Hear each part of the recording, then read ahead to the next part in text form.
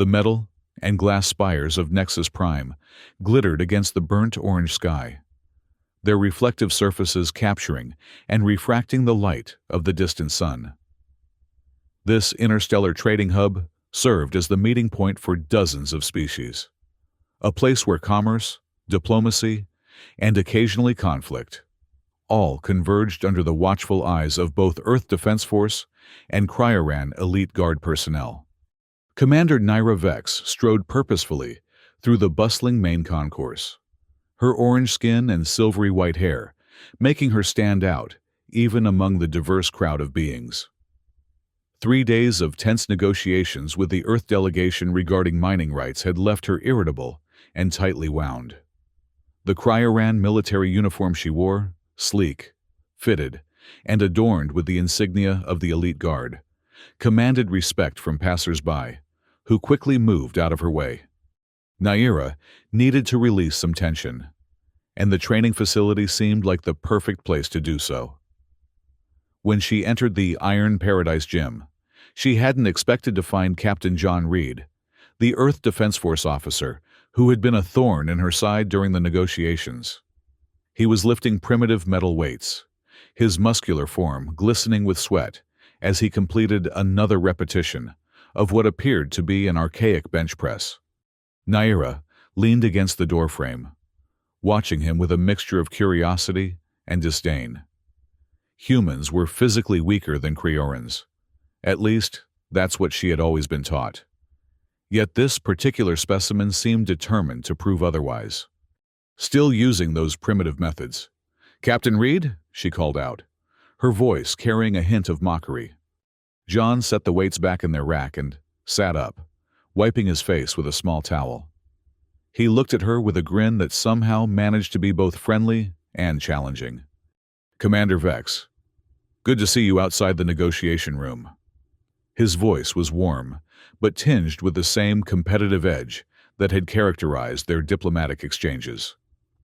"Iron and metal never lie. Been training this way for 15 years. "How quaint," Naira replied, stepping fully into the gym.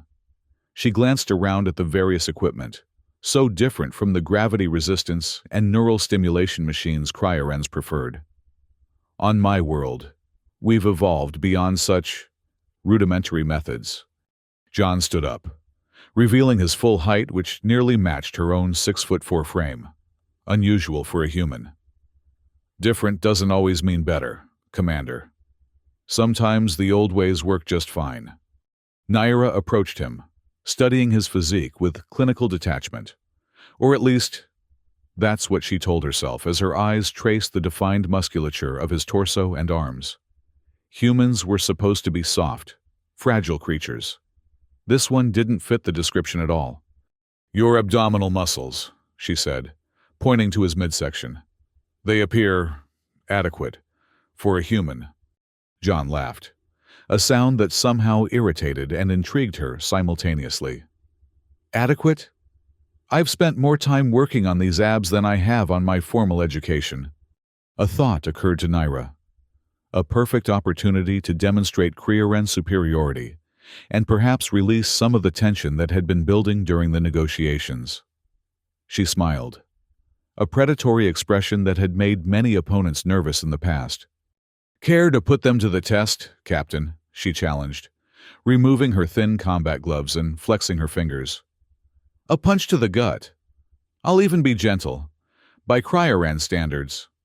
John raised an eyebrow but didn't back down. Instead, he straightened his posture and patted his exposed abdomen. "Be my guest, Commander. But I should warn you, I've taken worse hits during training exercises with rookies." Naira positioned herself in front of him, measuring the distance. She had no intention of truly injuring him. That would create a diplomatic incident. But a moderate punch should be enough to make him double over, proving her point about Creoran physical superiority. She drew her fist back and delivered what she considered a restrained blow to his midsection. The impact was like hitting reinforced steel. A sickening crack resonated through the gym. But it wasn't John who made a sound. It was the bones in Naira's hand. Pain shot up her arm as she recoiled, her orange face flushing a deeper shade with shock and agony. What the? She gasped, cradling her injured hand. How is that possible? John looked equally surprised, though more concerned than triumphant. Commander, are you all right? Let me see your hand. Naira stepped back, her pride as wounded as her hand. It's nothing, she insisted, but the angle of her fingers suggested otherwise. That's definitely broken, John said, moving quickly to a communication panel on the wall. We need to get you to medical immediately. This isn't possible, Naira repeated, staring at him in disbelief. Human musculature shouldn't be capable of withstanding cryo impact force. John shrugged as he guided her toward the door. 15 years of iron and steel, Commander. Maybe there's more to us humans than your intelligence reports suggest. The medical bay was a sterile environment, filled with a mixture of Earth and cryoran technology. Dr. Torian, a slim, blue-skinned being with 4 nimble arms, examined Naira's hand with professional efficiency. Multiple fractures in the metacarpals, the doctor announced, gently manipulating the injured appendage. What exactly happened, Commander? Naira avoided John's gaze. A training accident. She punched me in the stomach, John supplied helpfully, earning him a glare from Naira. Dr. Torian's large, pupilless eyes blinked rapidly in surprise. I see. Well, fortunately, our bone stimulator should accelerate healing. You'll be back to punching things, preferably not Captain Reed, within a few days. As the doctor attached a small device to Naira's hand that hummed softly while emitting a blue light, she finally looked at John. I underestimated you, Captain. It seems there are aspects of humanity I need to reconsider. John leaned against the doorframe, his posture casual, but his eyes alert. That's a start, Commander. Perhaps we can continue our cultural exchange when you're feeling better. Dr. Torian finished securing the bone stimulator to Naira's hand. Keep this on for at least 6 hours. The regenerative process will cause some discomfort, but nothing your cryoran physiology can't handle. Naira nodded, flexing her fingers experimentally. The pain was already dulling to a manageable throb. Thank you, Doctor. As Dr. Torian moved away to process medical forms, Naira's communication device chirped softly. She extracted it from her uniform pocket with her uninjured hand and frowned at the encrypted message displayed on its surface. Problem? John asked, noticing her expression. Nothing concerning you, she replied curtly. But something in her tone had shifted. The message was from General Draus, her superior officer, instructing her to monitor John and the Earth delegation more closely, to seek out evidence of covert operations and, if necessary, to sabotage the negotiations. The timing of the message, right after her injury, seemed significant.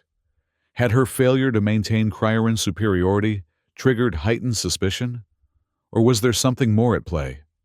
I should return to my quarters, Naira said, standing up. I have reports to file. John pushed away from the doorframe. I'll walk you back.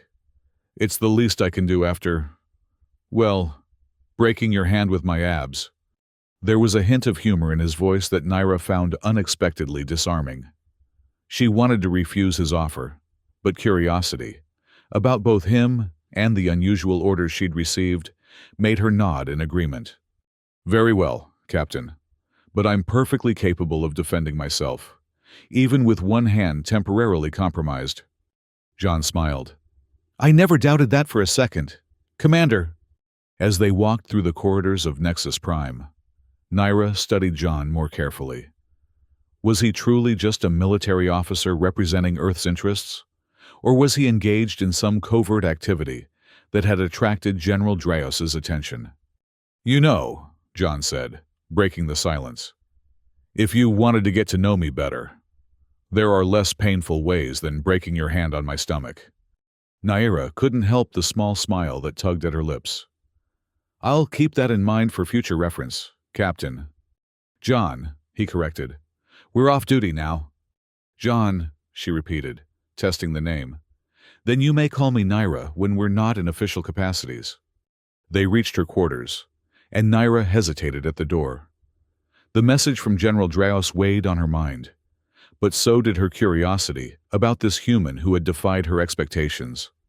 Perhaps we could continue our cultural exchange this evening, she suggested, surprising herself with the offer. There's a place called the Cosmic Drift on level 7. They serve beverages compatible with both our physiologies. John's eyebrows rose slightly, but he nodded. I'd like that. 1900 hours. Acceptable, Naira replied, maintaining her formal tone despite the decidedly informal invitation. Until then, Captain, John. As the door closed behind her, Naira leaned against it, examining the bone stimulator on her hand and the orders on her communication device. Her world, which had seemed so clearly defined just hours ago, was suddenly much more complicated. 1 hour later, Naira entered the Cosmic Drift, a bar designed to simulate the visual experience of traveling at warp speed. The walls appeared to stretch and flow with streaks of light, creating the illusion of movement, while the floor remained solid beneath patrons' feet. John was already there, seated at a booth near the back. He'd changed into civilian clothes, a simple dark jacket over a fitted shirt that, Naira couldn't help noticing, did little to conceal his physique. She'd opted for a more relaxed version of her uniform, maintaining some connection to her military identity, even in this social context. Commander, John acknowledged as she approached, then corrected himself. Naira, your hand feeling any better? She flexed her fingers, the bone stimulator now removed. Healing as expected. Cryoren regenerative capabilities are superior to most species. Most species, John repeated with a small smile, emphasizing the qualifier. Can I get you a drink? Naira slid into the booth across from him. Thalaxian fire spirit, neat. John's eyebrows rose. Strong stuff. Are you concerned I might outperform you in this arena as well? She challenged. Not at all, he replied, signaling a server. Just appreciating your taste. After ordering, fire spirit for her, earth whiskey for him, they fell into an awkward silence. Naira realized that outside the structured environment of negotiations, or the surprising encounter in the gym, she wasn't quite sure how to interact with him. So, John finally said, tell me something about yourself that isn't in your official file. Naira considered the request. What makes you think you have access to my official file? I don't, he admitted. But I'd imagine it says you're a decorated commander in the Cryoran Elite Guard, graduated top of your class at the military academy, and have served with distinction in various diplomatic and security roles. You've done your research, she noted, impressed despite herself. It's my job to know who I'm dealing with, John replied as their drinks arrived. He raised his glass. To cultural exchange. Naira clinked her glass against his and took a sip, the fiery liquid warming her throat. I enjoy traditional Cryoran percussion music, she offered, answering his original question. Most of my species finds it outdated, but I find the complex rhythms soothing. John looked genuinely interested. Music is one of the universal constants, isn't it? Every species we've encountered has some form of it. And what about you, Captain? What doesn't appear in your official record? He swirled his whiskey thoughtfully. I collect antique earth puzzles, physical ones, with pieces you have to manipulate. In an age of holographic entertainment and neural interfaces, there's something satisfying about solving problems with your hands. Naira found herself warming to him, not just physically from the drink, but emotionally, a sensation that was both unfamiliar and concerning, given her orders. She needed to steer the conversation towards something that might reveal his true purpose on Nexus Prime. How did you come to be assigned to the mining rights negotiations? She asked. Your background seems more tactical than diplomatic. John's expression remained open, but something flickered in his eyes. Command thought having someone with field experience might be beneficial. Resources like the ones in the disputed sector often attract attention from groups beyond our official concerns. Such as? He leaned forward slightly. There have been reports of Blacker Syndicate activity in the tourism sector, which happens to overlap with the area your people are interested in mining. Naira's interest sharpened. The Blacker Syndicate was a notorious criminal organization involved in weapons trafficking. This information aligned with internal intelligence reports she'd received, though they hadn't been shared during the negotiations. "Weapons smuggling?" she asked, keeping her tone casual. John nodded. "Among other things. Nothing confirmed yet, but enough smoke to suggest fire. Interesting that this hasn't been brought up during our official discussions." "Some information is on a need-to-know basis," John replied, watching her reaction. "Even within our respective commands." The implication was clear. John was suggesting that not everything was being shared with either of them by their superiors.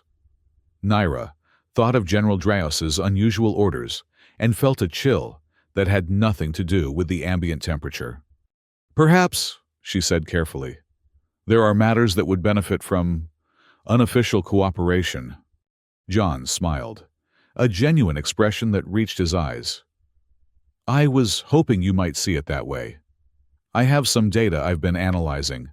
Unusual energy signatures in the maintenance corridors near Section 14. Not conclusive, but suspicious. I have access codes to those areas," Naira offered.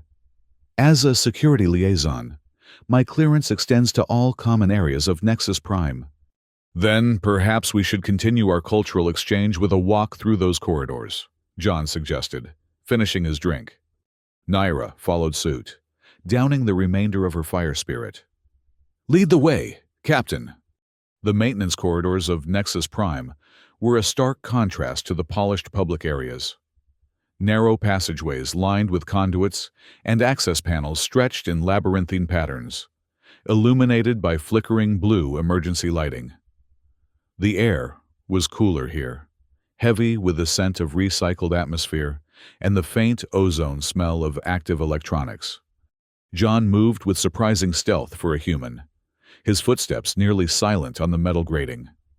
He held a small scanner, its display casting a green glow on his concentrated face.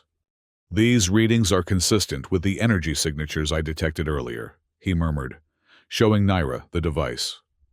"Particle emissions that match known syndicate weapons technology." Naira examined the data, her military training confirming his assessment. "The pattern suggests multiple sources, a cache rather than individual weapons." "Exactly what I was thinking," John agreed. "They could be stockpiling for a major operation." They continued deeper into the maintenance network, following the strengthening signal. The flickering lights created an eerie strobe effect, casting moving shadows that kept both warriors on high alert. "Hold," Naira whispered suddenly, raising her hand. "Movement ahead." John froze, his body instantly shifting to a combat stance.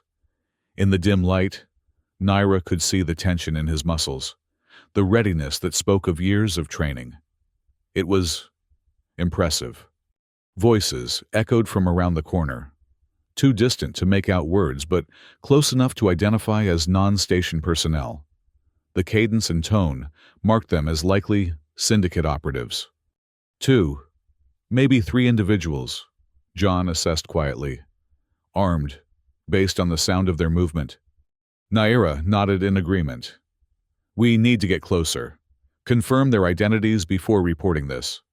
"Maintenance closet," John suggested, pointing to a narrow door just ahead.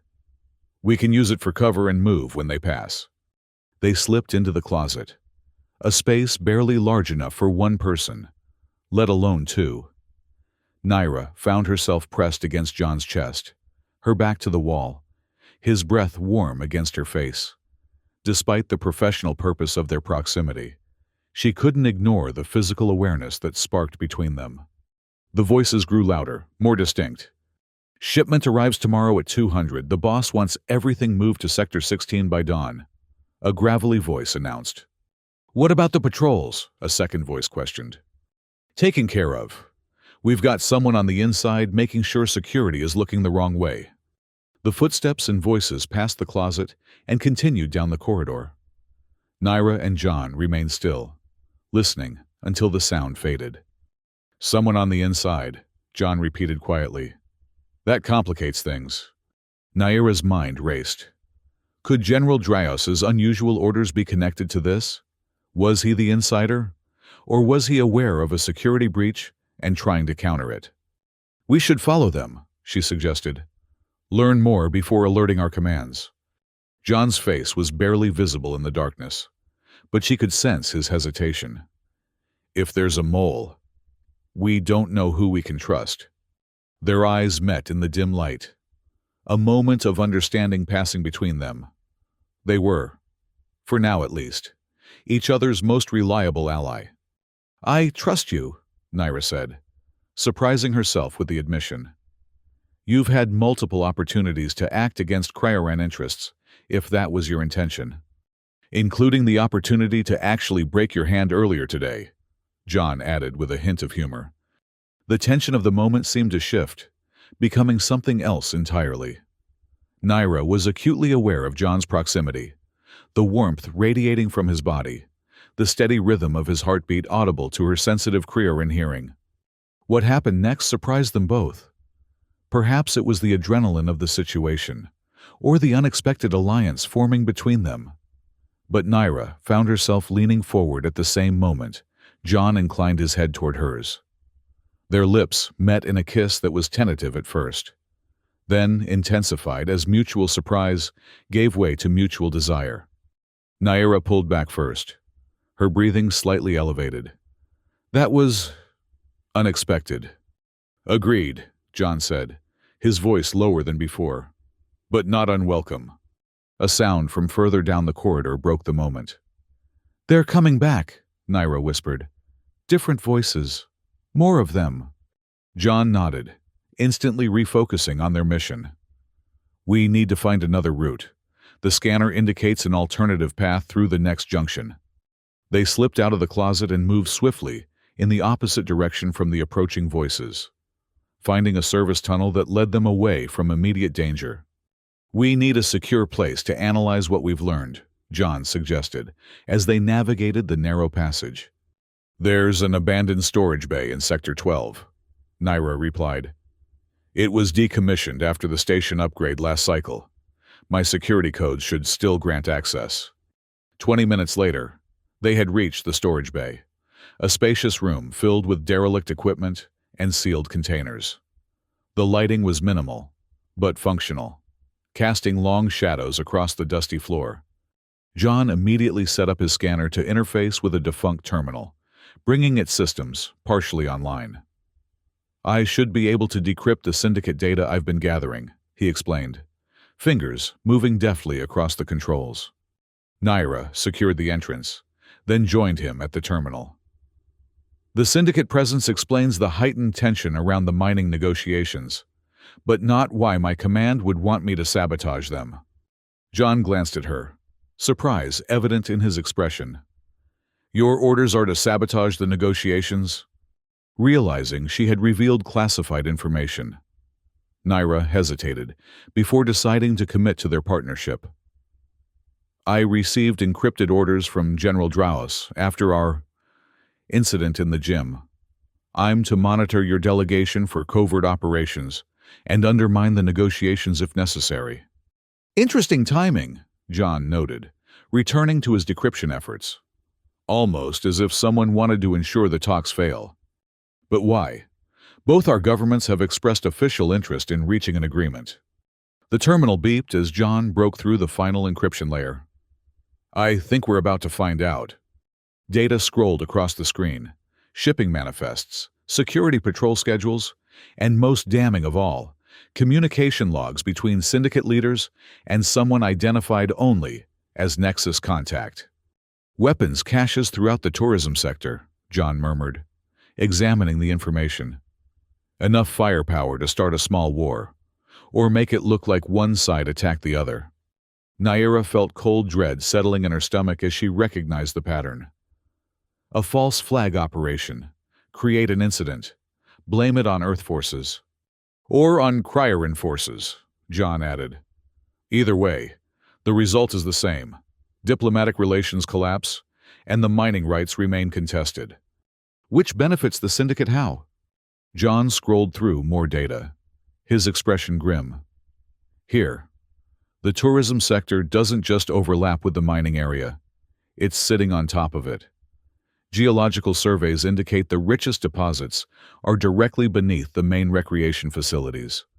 So the syndicate wants to prevent legitimate mining operations to protect their smuggling routes, Naira concluded, then paused as another realization struck her.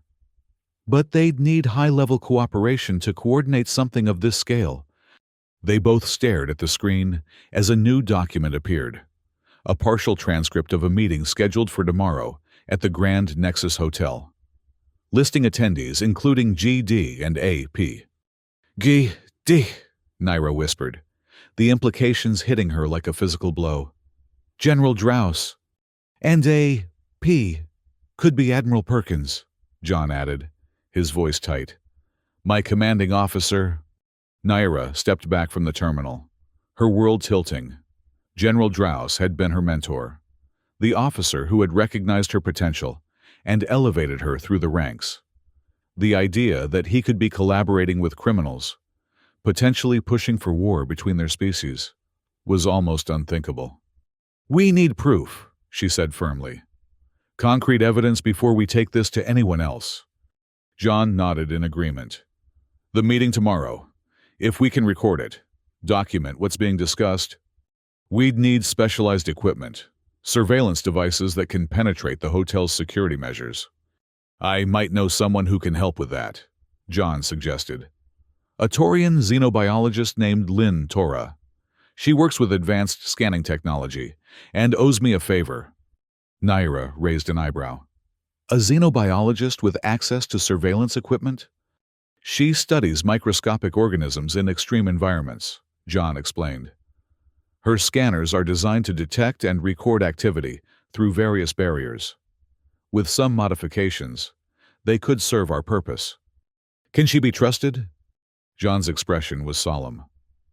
At this point, I think we have to trust someone, and Dr. Tora has no connection to either the Earth delegation or Kryoran command. Naira considered the options, then nodded decisively. Make contact, but be discreet. If Draus is truly involved, my movements may be monitored. Same for me if Admiral Perkins is compromised, John agreed. We'll need to be careful. As they prepared to leave the storage bay, Naira found herself studying John again, but with new perspective. The human who had surprised her with his physical strength had now become an unexpected ally in a situation far more complex than either of them had anticipated. About what happened in the maintenance closet, she began awkwardly. John met her gaze directly. We can attribute it to adrenaline and unusual circumstances if you prefer. Naira considered this diplomatic out, then decided against taking it. I don't think that would be entirely accurate. Do you? A smile spread slowly across John's face. No, not entirely accurate at all. Then, perhaps, Naira suggested, moving closer to him. We should investigate this further, for the sake of thorough analysis. John's arms encircled her waist, drawing her against him. I've always believed in thorough analysis, Commander. Their second kiss was not born of surprise or circumstance, but of deliberate choice, a connection forming between them that transcended their different species and potentially opposed loyalties. When they finally parted, Naira rested her forehead against his. This complicates an already complex situation. The best things usually do, John replied softly. With reluctance, they separated and focused on planning their next moves. The stakes had risen dramatically, not just for their respective missions, but for them personally as well. Dr. Lynn Tora's laboratory was located in the scientific research sector of Nexus Prime, a quiet area typically avoided by military personnel and diplomats alike. The Taurian scientist, a slender being with iridescent scales and 4 nimble arms, greeted John with obvious affection, and Naira with professional curiosity. "A Cryoran elite guard working with an Earth Defense Force captain," she observed, her multifaceted eyes blinking in a pattern that suggested amusement. "These are interesting times indeed. We need your help, Lynn," John explained, keeping details vague. "Something that requires your expertise with penetrative scanning technology." The scientist's head tilted slightly. "You realize my equipment is designed for biological research, not espionage." "We're aware," Naira responded.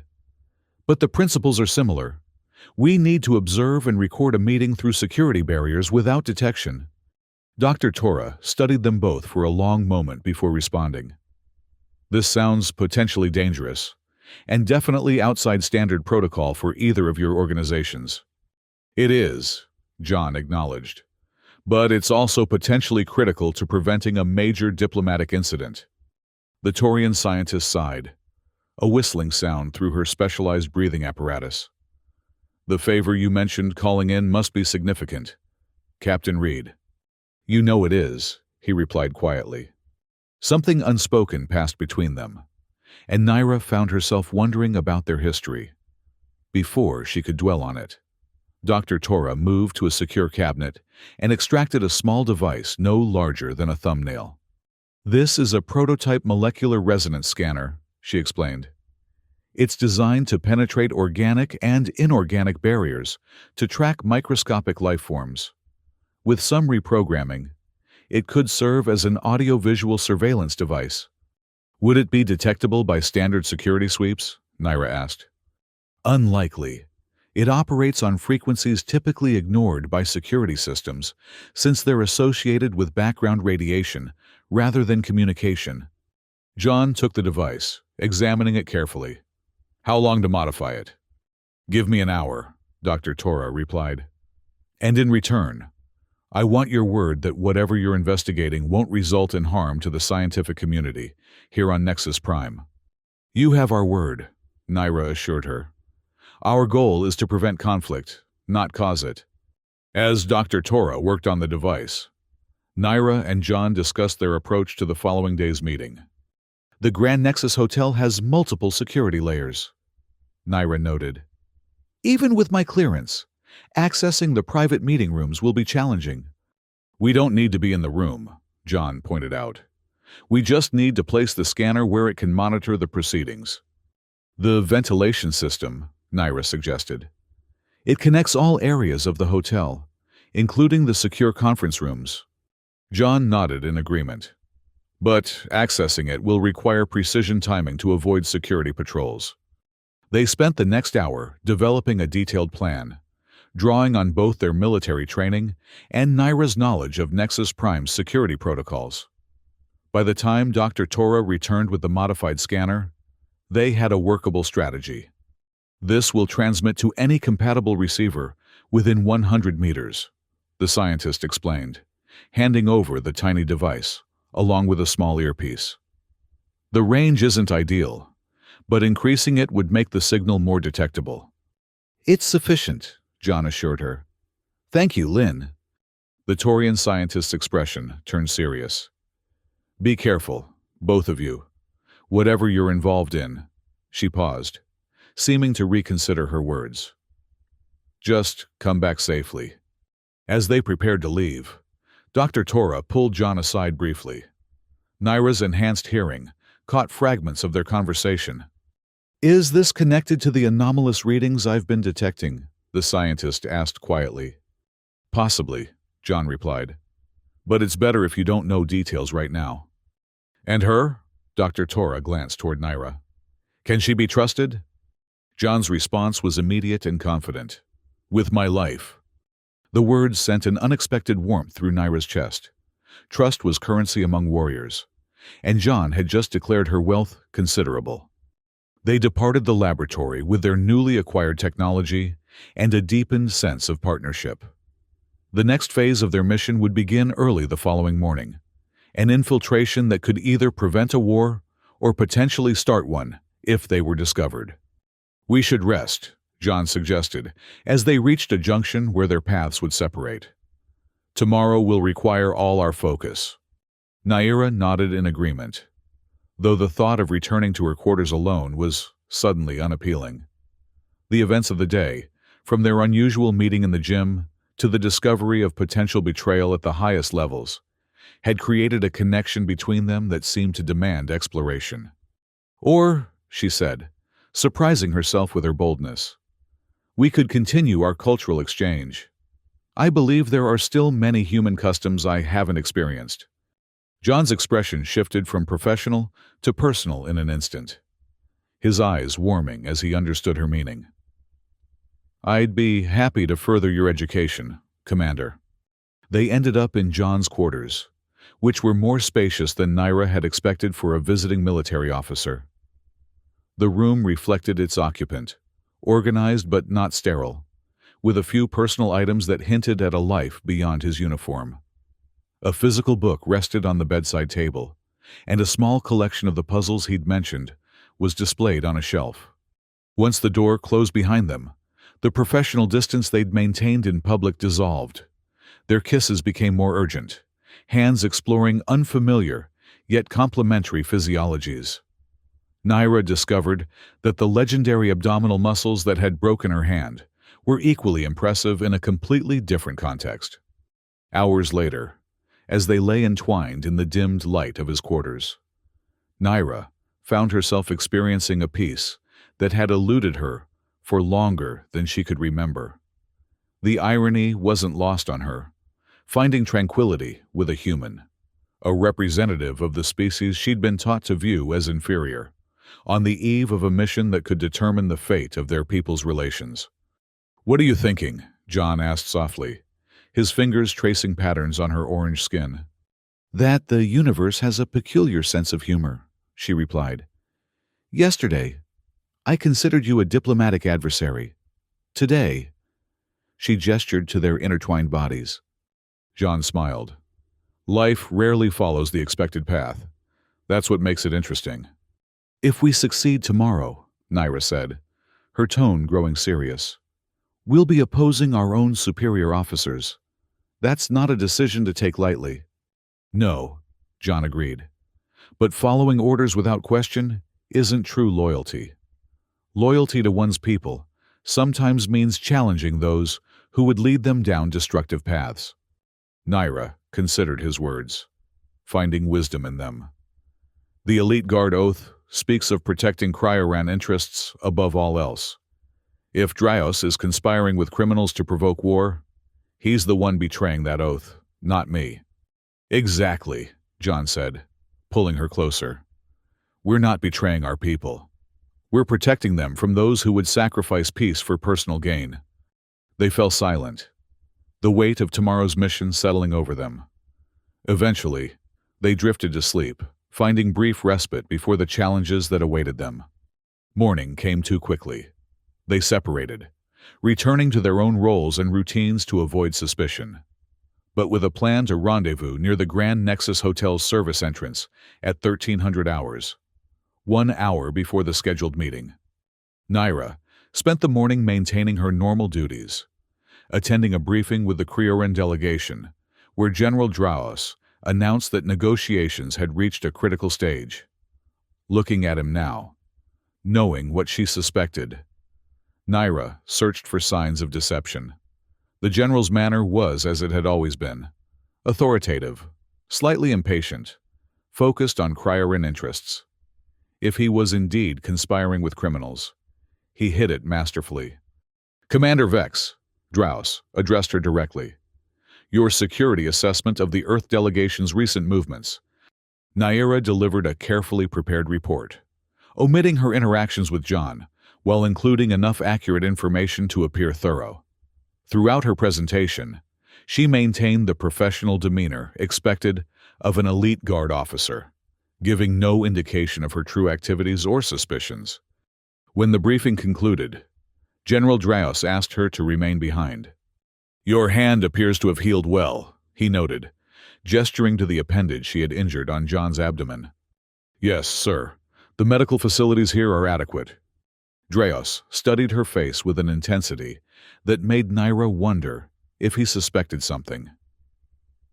"You've had significant contact with Captain Reed of the Earth delegation." It wasn't a question, but Naira treated it as one. "Some, sir.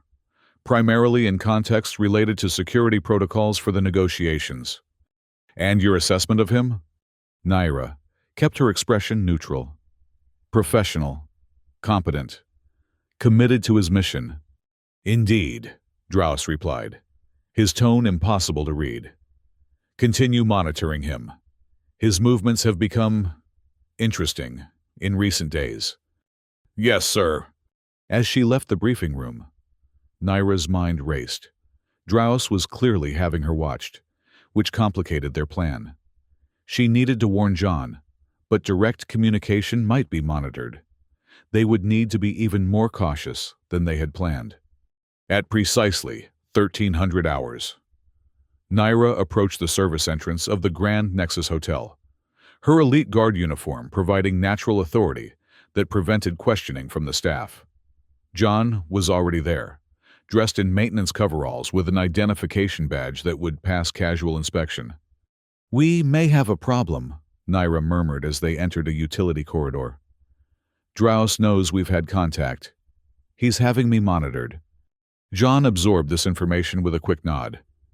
"Then we stick to the plan but accelerate the timeline. The sooner we place the scanner, the less chance of interception." They moved through the service areas of the hotel, John's disguise and Naira's uniform creating an unlikely but effective combination. Staff members assumed John was working under Naira's security supervision, giving them freedom of movement through normally restricted areas.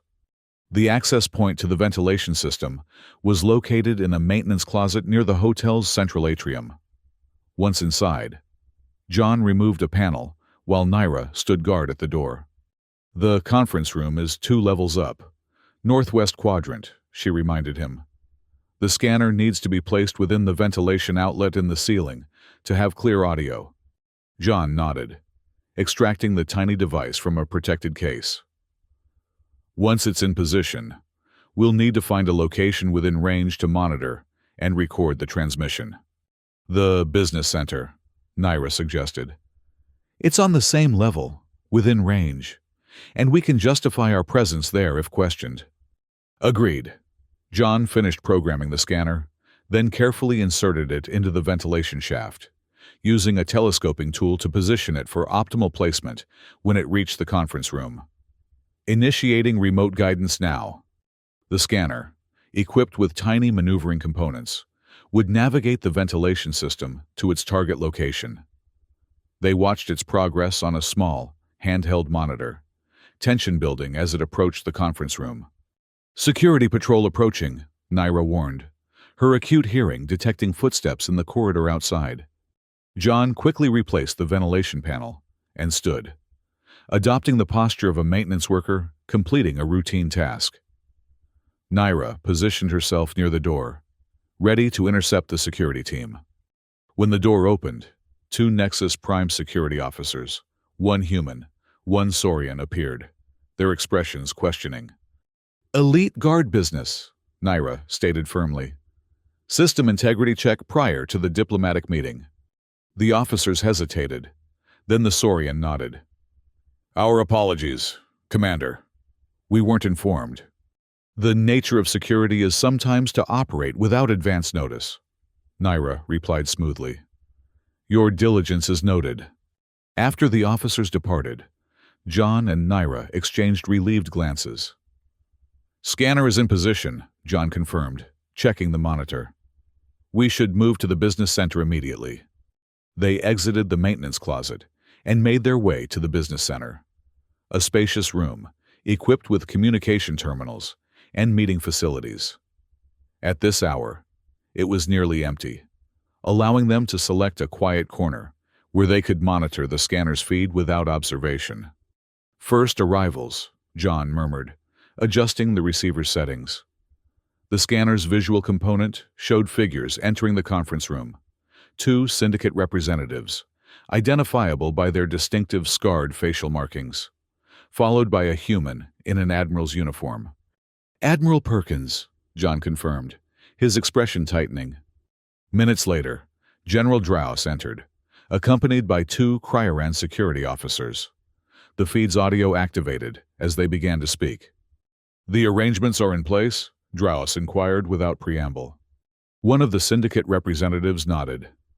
"Weapons caches are distributed throughout the tourism sector, all with Earth Defense Force identification markers. When activated, they'll appear to be a coordinated attack on Cryoran interests." "And the evidence trail?" Admiral Perkins asked. "Comprehensive. Communications logs, requisition orders, deployment schedules, all falsified but convincing. The Cryoran High Command will have no choice but to respond with force." Naira felt sick as she listened. The plot was exactly as they had feared, a false flag operation designed to trigger war between Earth and Cryora. "Timeline?" Draus pressed. "The devices are set to activate at 0200 tomorrow." The second syndicate representative explained. "By morning, the mining negotiations will be irrelevant, and the combined military response will clear the tourism sector, allowing unfettered access to the resources beneath." "And our compensation?" Perkins inquired. "As agreed, 20% of mining proceeds for 20 years, routed through untraceable accounts." John's jaw clenched as he listened to his commanding officer betray not only his duty, but potentially sacrifice countless lives for personal gain. "We need to copy this," he whispered urgently. "Transmit it to secure locations before they discover the scanner." Naira nodded in agreement, already establishing a connection to transmit the feed to multiple destinations, including Dr. Tora's laboratory and a secure Cryoran channel she trusted. On the scanner feed, the meeting continued, with Draus outlining the anticipated Cryoran military response, and Perkins discussing how Earth forces would be positioned to defend against the unprovoked attack. "This is enough," John decided. "We have clear evidence of the conspiracy. We need to alert trusted authorities immediately." Before they could act, however, the conference room door on their feed burst open. Armed syndicate operatives poured in, weapons drawn, not against the conspirators, but in apparent response to some alarm. "We have a security breach," one announced. "Unauthorized transmission detected from this location." Draus and Perkins both reacted with alarm, the general immediately accessing a communication device. "Locate Commander Vex," he ordered. "She may be compromised." "Time to move," John said urgently, disconnecting their receiver. "They've detected the transmission." They had barely stood when the business center door opened, revealing 4 armed security officers, a mix of human and Cryoran personnel. "Commander Vex," one of the Cryoran officers addressed her formally. "General Draus requires your immediate presence." Naira assessed their options rapidly. Fighting would confirm their guilt and potentially endanger civilians in the hotel. Running would trigger a station-wide alert. Their best chance was to maintain the appearance of compliance while seeking an opportunity to expose the conspiracy. "Of course," she replied calmly.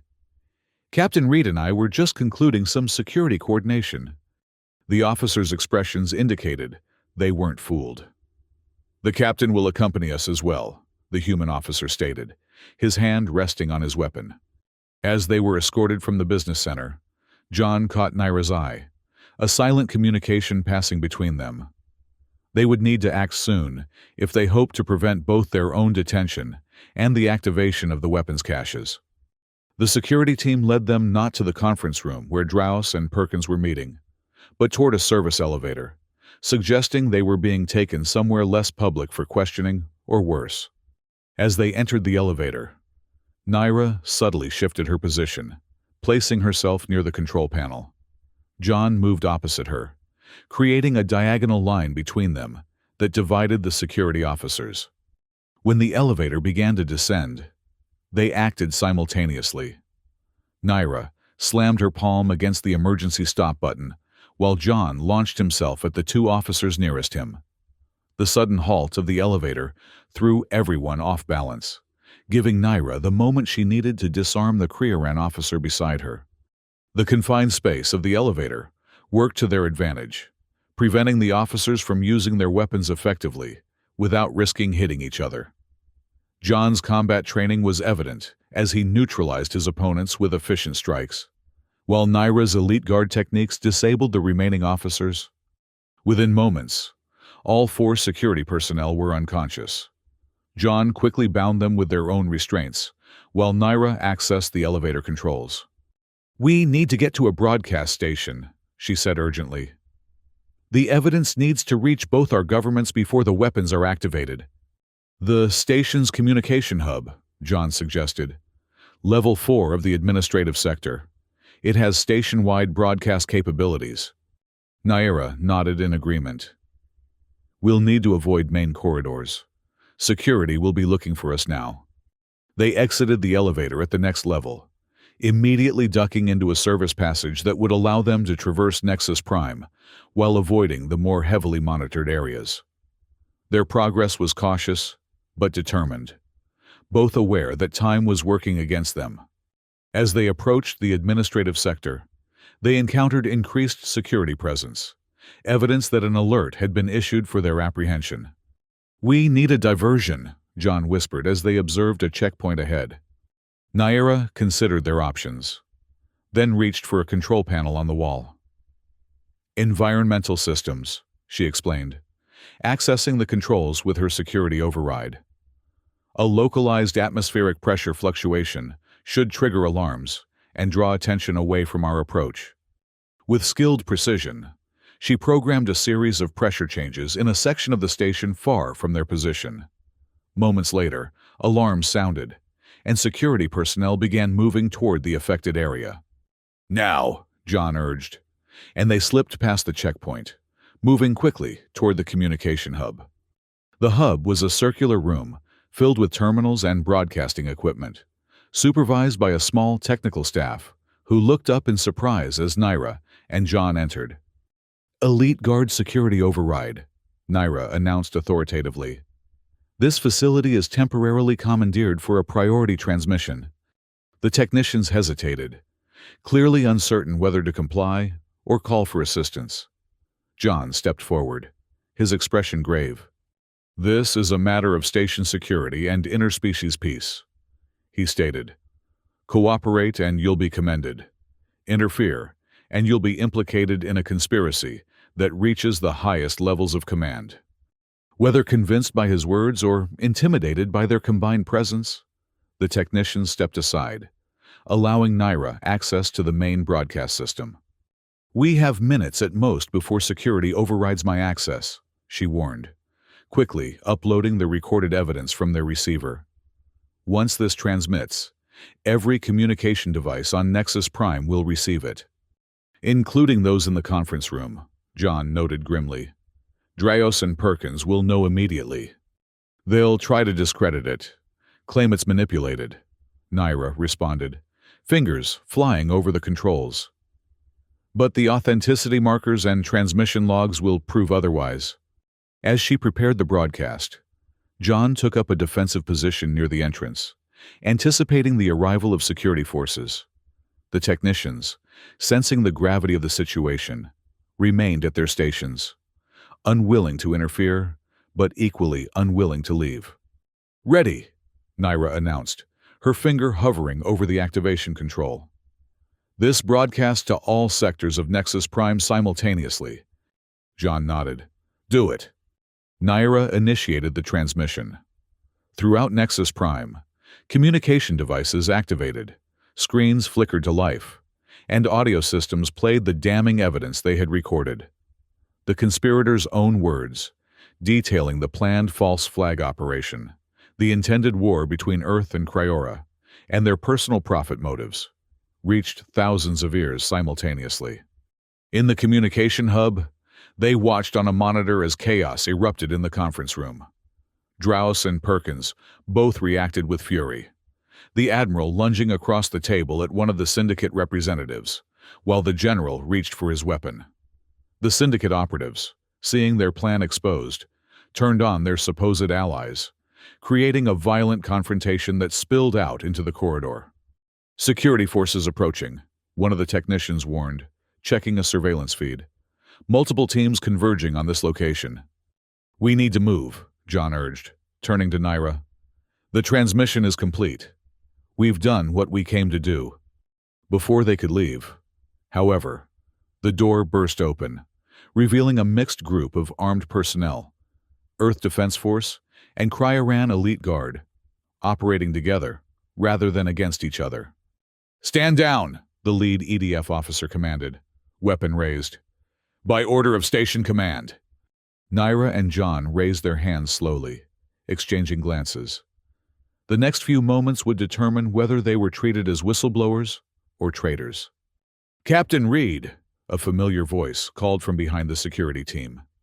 Admiral Perkins pushed his way forward, his uniform disheveled and a contusion forming on his face. "You have committed treason against the Earth Defense Force and sabotaged critical diplomatic relations." Before John could respond, another figure appeared, General Draus, his expression cold with fury as he regarded Naira. "Commander Vex, your betrayal of Cryoran interest will be addressed with the full severity of military justice." The security team seemed uncertain, looking between their commanding officers and the evidence still playing on screens throughout the hub. "With respect, sir," John addressed Perkins directly, "the only betrayal here is the conspiracy you and General Draus engineered with the Blackar Syndicate. A conspiracy that would have cost thousands of lives to line your pockets." "The evidence speaks for itself," Naira added, her voice steady despite the weapons aimed at her. "We acted to prevent war, not cause it." Tension filled the room as the security teams processed this direct challenge to their commanding officers. The moment balanced on a knife's edge, until another voice joined the confrontation. "Lower your weapons," ordered an authoritative figure who entered the hub. The individual wore the insignia of Nexus Prime's civilian governor, accompanied by representatives from both Earth and Cryoran Diplomatic Corps. "Admiral Perkins and General Draos are hereby detained pending investigation of the evidence broadcast throughout the station." The security teams hesitated, then complied, redirecting their weapons toward the accused officers. Perkins sputtered in outrage, while Draus maintained a cold silence, his eyes promising retribution as he stared at Naira. "The weapons caches," John reminded urgently. "They're set to activate at 0200 hours. "Already being addressed," the governor assured them. "Combined security teams are securing all identified locations. The syndicate operatives in custody have provided additional information in exchange for consideration in their sentencing." Relief washed over Naira, tempered by the realization that her career and standing among her people would never be the same. She had opposed a high-ranking officer, exposed corruption within the Cryoran command structure, and collaborated intimately with a human. Each action alone would have marked her as an outsider. Together, they made her future uncertain at best. Looking at John, she saw the same understanding in his eyes. They had chosen this path knowing the potential consequences, prioritizing truth and peace over personal advancement and security. As the governor coordinated the formal detention of Perkins and Draos, a medical team arrived to assess injuries. It was only then that Naira realized she had sustained a plasma burn on her arm during their elevator confrontation, a minor wound, but one that had gone unnoticed in the adrenaline of their mission. "You're injured," John observed, moving to her side as a medic examined the burn. "It's nothing," Naira assured him, wincing slightly as the medic applied a regenerative gel to the wound. "A small price for preventing a war." John's hand found hers, squeezing gently. "What happens now?" She returned the pressure, drawing comfort from his touch. "I don't know, but whatever comes, we did the right thing." The aftermath of their actions unfolded over the following days, with a speed that left little time for reflection. Both John and Naira were debriefed extensively by their respective commands, their testimonies corroborated by the evidence they had broadcast and subsequent investigations. The weapons caches were located and neutralized. The syndicate presence on Nexus Prime was dismantled, and both Admiral Perkins and General Draus faced charges of treason, conspiracy, and attempted incitement of war. The mining negotiations, temporarily suspended during the crisis, resumed under new leadership with a spirit of cooperation that had previously been absent. Through it all, Naira and John found their relationship subjected to scrutiny from both their commands and the general population of Nexus Prime. What had begun as a private connection had become public knowledge, a symbol of the potential for harmony between their species that some celebrated and others viewed with suspicion. 6 months later, Naira stood on a platform overlooking the newly established Human Cryoran Cultural Exchange Center, watching as dignitaries from both worlds gathered for the official opening ceremony. The center, built in what had once been part of the tourism sector, represented a new chapter in relations between their peoples, one founded on mutual respect and understanding rather than suspicion and competition. "Penny, for your thoughts." John's voice came from behind her, using an Earth expression she had come to find endearing. Naira turned to face him, taking in his appearance in formal Earth Defense Force dress uniform. After the events on Nexus Prime, they had both been reassigned, John to serve as liaison to the Cryoran Diplomatic Corps, Naira to a similar position with Earth authorities. Their unique experience and demonstrated commitment to cooperation had made them the logical choice for the first official cross-species liaison team. "I was thinking about how differently this could have ended," she admitted. "If my hand hadn't broken on your absurdly strong abdomen that day in the gym." John laughed, moving to stand beside her at the railing. "The universe works in mysterious ways. Who would have thought that your attempt to demonstrate Cryoran superiority would lead to all this?" He gestured toward the gathering below, where humans and Cryorans mingled freely, their previous animosity replaced by cautious optimism about their shared future. "Our superiors still don't entirely trust us," Naira noted. "Despite the commendations, I sense they're watching for signs that our loyalty might be compromised."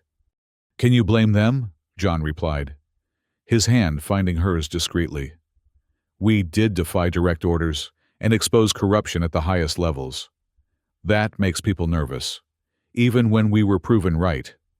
Naira nodded in acknowledgement. She had faced significant challenges upon her return to Cryoran space, her actions viewed by some as heroic and by others as treasonous. The elite guard, with its emphasis on unquestioning loyalty, had struggled to reconcile her violation of the chain of command with the catastrophe she had helped prevent. "There's something I need to tell you," she said softly, turning to face him fully. "Something I've confirmed with Dr. Tora." John's expression turned serious, clearly sensing the importance of her words. "What is it?" Naira placed his hand gently on her abdomen, which had begun to show the slightest curve beneath her uniform. "We're going to have a child, John. A natural genetic blending of human and Cryoran DNA. Something the scientists said was theoretically impossible." John's eyes widened, his hand pressing more firmly against her stomach as if seeking confirmation. "How?" "Dr. Tora has a theory that the unusual radiation in the maintenance corridors where we first connected may have facilitated genetic compatibility," Naira explained. "She's been monitoring the pregnancy since I first suspected. The child is healthy, developing normally despite its unique heritage." "A child," John repeated, wonder filling his voice. He pulled her into an embrace, mindful of the dignitaries who might observe them, but unable to contain his joy. "Our child will be the first of its kind. A living symbol of what our peoples can achieve together," Naira agreed, resting her head against his shoulder. As they stood together, overlooking the celebration of cooperation that they had helped make possible, Naira reflected on the journey that had brought them to this point. From a broken hand and wounded pride, to a conspiracy uncovered, and a future created. A future that now included not just diplomatic relations between their species, but the physical embodiment of their union. "I love you," John whispered against her hair. Words that had once seemed impossible between a human and a cryoran. "And I love you," Naira replied, no longer surprised by the truth of the statement. "Our child will be born into a universe better than the one we knew, one where differences are celebrated rather than feared." Below them, the ceremony began, speeches extolling the new era of cooperation between Earth and Kriora. But for Naira and John, the true miracle was much more personal, the life growing within her, the future they had created together, and the bond that had begun with a broken hand on abs of steel.